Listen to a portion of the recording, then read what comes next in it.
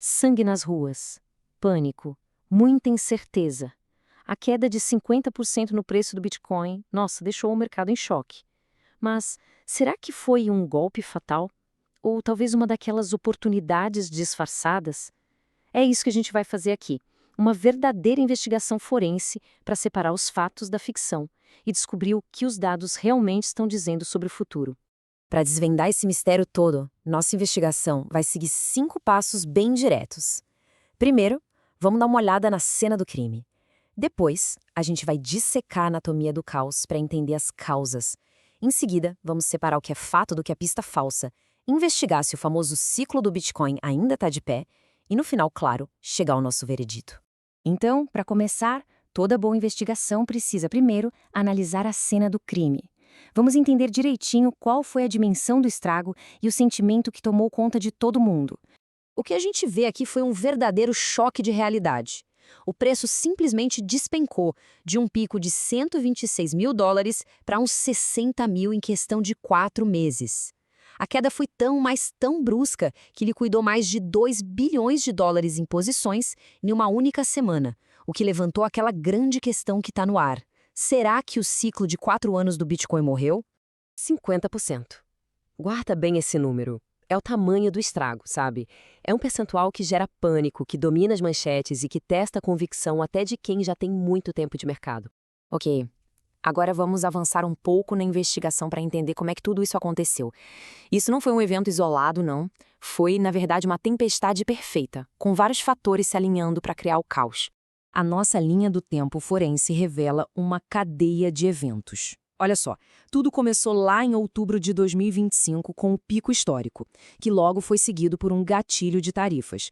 Depois a gente teve uma sangria silenciosa com o capital saindo dos ETFs, até que, em fevereiro, veio o golpe final do Fed, que levou o preço ao que pode ser, quem sabe, o fundo do poço. E o nosso principal suspeito é o Fed, o Banco Central Americano. O mercado estava todo apostando em cortes de juros, o que significaria mais dinheiro circulando. Só que o Fed sinalizou exatamente o oposto, uma postura hawkish, sabe, mais dura. Isso secou completamente a expectativa de dinheiro fácil e impactou direto os ativos de risco, como o Bitcoin. E o nosso terceiro suspeito é a tal da alavancagem institucional.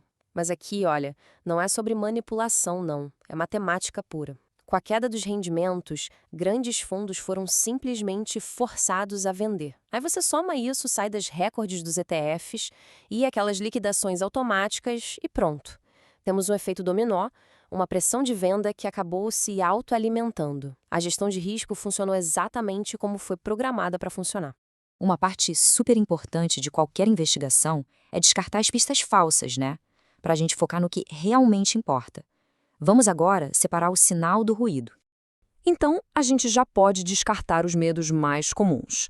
Não tem espiral da morte nenhuma na rede, o protocolo se ajusta e continua seguro. Computação quântica é uma ameaça teórica lá para o futuro, não a causa da queda de hoje. E teorias da conspiração? Bom, isso é só ruído. O veredito aqui é claro, os fundamentos da rede, como a segurança e o hash rate, continuam intactos. Com as pistas falsas já descartadas, a gente pode fazer a grande pergunta: será que o histórico ciclo de 4 anos do Bitcoin realmente chegou ao fim? Ou será que a história pode nos dar uma perspectiva diferente? A história, na verdade, sugere que o ciclo está mais vivo do que nunca. O topo de 2025 aconteceu 535 dias depois do halving. Um alinhamento, nossa, quase perfeito com ciclos anteriores. E a queda? Bom, correções de 40% a 50% não são novidade. Elas são, na verdade, uma característica bem comum desses ciclos. O padrão parece estar se repetindo.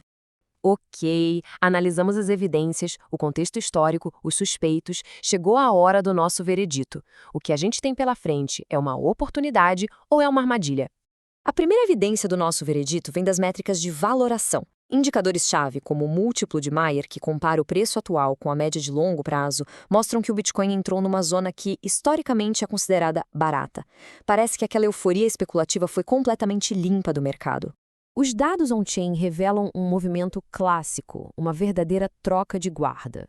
O ativo está saindo das mãos dos especuladores de curto prazo, as chamadas mãos fracas, e indo parar nas mãos de quem segura a longo prazo, as mãos fortes. Como dizem por aí, as baleias compram quando tem sangue nas ruas. E para fechar, o sentimento do mercado. O índice de medo e ganância está lá embaixo, em medo extremo. Historicamente, os momentos de maior frustração, de maior pânico, foram justamente os que vieram antes dos maiores retornos para quem agiu de forma racional, com base em dados e não nas manchetes. Certo. Então, qual seria um plano de ação? Os dados sugerem uma abordagem bem disciplinada. Primeiro, esquece essa ideia de adivinhar o fundo exato. Isso é impossível. Segundo, usar a estratégia de preço médio, o DCA, para diluir o risco. Terceiro, executar as compras de forma escalonada, em zonas de valor. E a regra de ouro para sobreviver a essa volatilidade, alavancagem zero. O jogo aqui é de longo prazo. Então, chegamos ao veredito final. O Bitcoin não morreu. A queda foi causada por fatores macroeconômicos. O ciclo atual espelha direitinho o comportamento do passado. As métricas estão mostrando que ele está numa zona de compra. E o sentimento de medo extremo, historicamente, tem sido a melhor janela de oportunidade. No fim das contas, nossa investigação nos leva a uma conclusão bem poderosa. Volatilidade é o preço da performance. Para ter a chance de capturar os retornos que esse ativo pode oferecer, é preciso aguentar firme sua natureza volátil. O veredito não é uma recomendação, mas sim um chamado para basear as decisões em dados e não no pânico.